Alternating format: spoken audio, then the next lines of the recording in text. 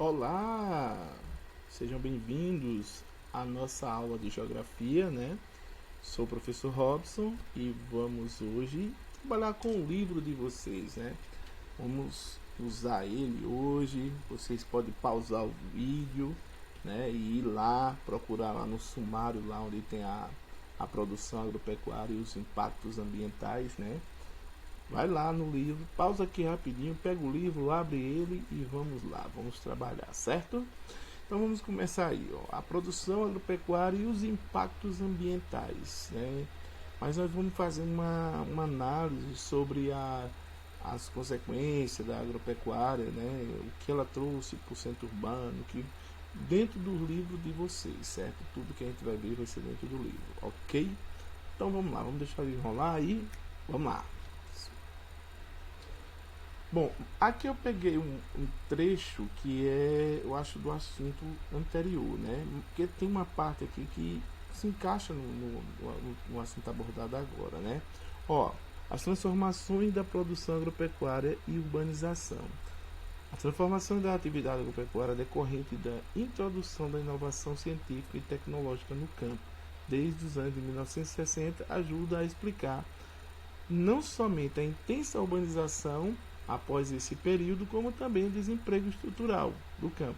Porque quando a máquina surgiu no campo, o homem ficou desempregado. E aí, o que é que ele fez? Para a cidade. Por quê?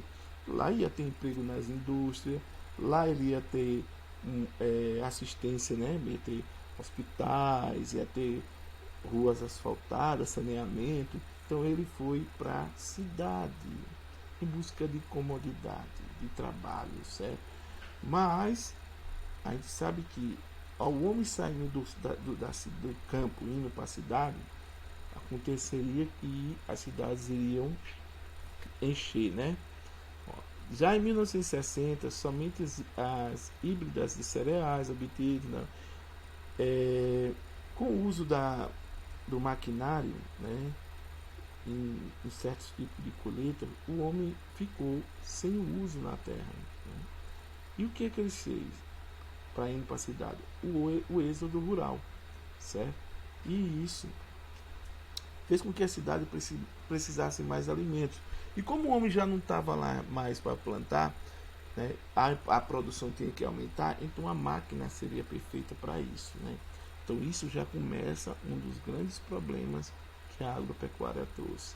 Precisava sim de alimentação, mas ela traria também o, o grande problema do desemprego no campo, certo? Então vamos para lá, vamos começar. Bom, sociedade urbana e industrial e a importância da agropecuária, certo? A participação da agropecuária no comércio mundial. Então, a agropecuária reúne atividades de cultivo e criação de animais voltada à produção de alimentos, matéria-prima e também para a produção de combustíveis e geração de energia, a biomassa. Tudo isso é o que a gente precisa, né? Com o crescimento da população urbana, que foi aquilo devido ao êxodo, né? E o surgimento da industrialização no mundo, como vimos no percurso anterior, a agropecuária passou a ter uma importância ainda maior, né? Especialmente a partir de 60, diante da acelerada urbanização, também dos países industrializados tardiamente, né? Como o caso do Brasil. O Brasil foi industrializado tardiamente. Segundo os dados da Organização das Nações Unidas, a agricultura, a FAO, observa-se que a produção mundial de alimentos tem crescido constantemente nas últimas décadas, assim como o comércio internacional de produtos agropecuários. O gráfico da figura 5, que mostra o processo de transformação do campo. Aqui embaixo ele vai dizer a vocês como foi que esse processo aconteceu, né? O que se plantava aqui, ó, em bilhões de toneladas, certo? Olha como ele cresceu, grande, uma subida grande, né? Se você comparar, ó, dos anos do começo lá dos anos 60 aos anos de 2014, o crescimento foi teve uma estagnadazinha, mas ele cresceu bastante, né? Mas, segundo a própria FAO, o que se produz hoje no mundo é suficiente para todo mundo estar se alimentando bem. O grande problema são os desperdícios, né? O que está diminuindo a plantação para alimentação, e está se crescendo plantação de soja, mais para venda, né? É o uso da terra como só venda. Então, mas para a gente entender o que é esses produtos que o campo está trazendo, a gente tem que entender, primeiro, foi criada as commodities, comércio mundial de produtos agropecuários, abrange tanto os produtos alimentícios, cereais, frutas, carne, leite e etc., como matérias-primas para a produção do setor energético. Essa comercialização acontece principalmente na forma de commodities, cujos preços são estabelecidos em escala internacional nas bolsas de mercadoria, como as de Chicago e Nova York, e nos Estados Unidos, Londres e Reino Unido. Então, essas commodities, elas são os produtos que são criados, ou são plantados, são produzidos, como você ter o milho, né, a soja, o arroz, tudo são commodities. Eles vão ter um preço fixado em uma tabela, né? E elas vão variando de acordo com. E quando uma cresce, como ela faz parte do setor primário, os produtos que são dependentes dela sofrerão aumentos também, né? No caso, deixa eu passar aqui e aí eu retorno. O milho é uma commodity, certo? E quando ele tem um preço elevado, vai aumentar o preço da carne, em consequência, vai aumentar o preço do leite e o preço do queijo. Por quê? Porque a vaca, o boi, necessita do milho para comer. Quando o proprietário do rebanho vai comprar o milho, ele viu o preço subir na commodity, né, que é o milho, ele vai aumentar na sequência todos os seus produtos derivados do boi, porque o milho aumentou. Então, a commodity sobe e toda a cadeia vai ter aumento também. Em consequência, o consumidor final, que somos nós, sofreremos as consequências desse. Então, aí, principais exportadores de commodities agropecuários. Olha bem, o Brasil é um grande produtor de commodities, certo? Ele está aqui, em terceiro lugar, certo? Com 76%, só atrás dos Estados Unidos e a União Europeia, certo? Mas atualmente a China vem disputando também, porque ela tem crescido bastante, né? Principais importadores, quem importa, aí você vai ver que a China está no lugar do Brasil. O Brasil ele não precisa importar, o Brasil é um produtor, é o que gera, né? É diferente, olha, a União Europeia ela tem a produção, mas ela também tem a importação, certo? Ela tem que comprar. Os Estados Unidos do mesmo jeito, eles têm a produção, mas necessita da importação. O Brasil não. O Brasil tem muita commodities e também por isso que vive num mundo de aumentos e altos e baixos constantemente, que varia bastante os preços, né? E a outra parte, né, em relação ao agropecuário, a FAO ela mede a fome no mundo e ela tem chamado muita atenção da insegurança alimentar. O que seria insegurança alimentar? A falta de comida, a falta de alimentos, né? Algumas coisas que podem causar a falta de alimento. A insegurança se você vai poder comer amanhã. As guerras, quando acontece a guerra, ninguém sabe, é tudo incerto. Você não tem a certeza que você vai poder comprar amanhã o alimento, né? As variações climáticas, por quê?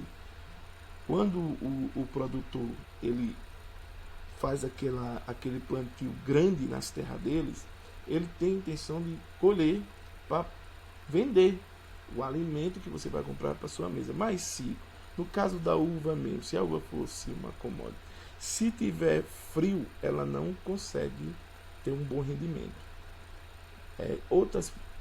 O milho também, se tiver um período que ele não se dê bem, ele vai miguar, vai ficar pequeno, não vai servir. Então, as variações climáticas. E o homem, o que está acontecendo? O homem é culpado disso até na agropecuária, porque ele compra as terras, desmata a terra, coloca o gado apila a terra, né, compacta ela, e aí fica com aquela cobertura pouca, né, de gramas para o gado, e não mais as plantas que cobririam aquele espaço, né, e evitaria que o solo, a água não ficasse retida no solo. Como ela está compactada, ela vai sair, ela não vai penetrar no solo, né?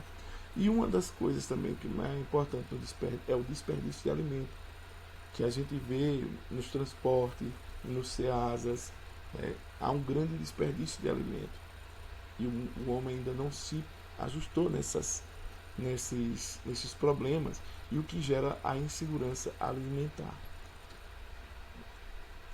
Bom, as commodities agropecuárias, uso da terra, indústria e alimento. O uso da terra em diversos países é influenciado pelo mercado internacional de commodities, certo? O uso da terra, por quê? A pessoa quer gerar commodities, então ele compra aquela vasta terra, invade, isso vai dar conflito de terra, né? Vai provocar o desmatamento, o aquecimento global, né? A criação de gado tem o lance do gás que a vaca expele, que também provoca aquecimento global, né? Então são problemas ambientais que estão correlacionados à produção da commodities, né? Quanto mais você produz a commodities, mais você vai gerar impactos ambientais na criação do gado, na produção do petróleo, né? Só não, acho que na biomassa, porque como é um biocombustível também, né, que é limpo, né, não vai gerar tanto danos, mas quando se passa por desmatamento, quando não há um manejo do solo, aí é preocupante, né? O Brasil, por exemplo, além desse fato, deve-se considerar que uma pensão da fronteira, né, expansão da fronteira agropecuária em direção ao Cerrado e à floresta amazônica nas regiões centro-oeste e norte, ocorreu também pela grande procura por essas commodities no mercado interno. Ou seja, quanto mais houve procura, né, mais o interesse de crescer a produção e mais danos criou-se no meio ambiente em relação a isso. Ali naquele lado do centro-oeste, né, do norte, é muito comum problemas nas plantações de algodão, na produção da carne, né, do milho, a quantidade de terra que é desmatada, né.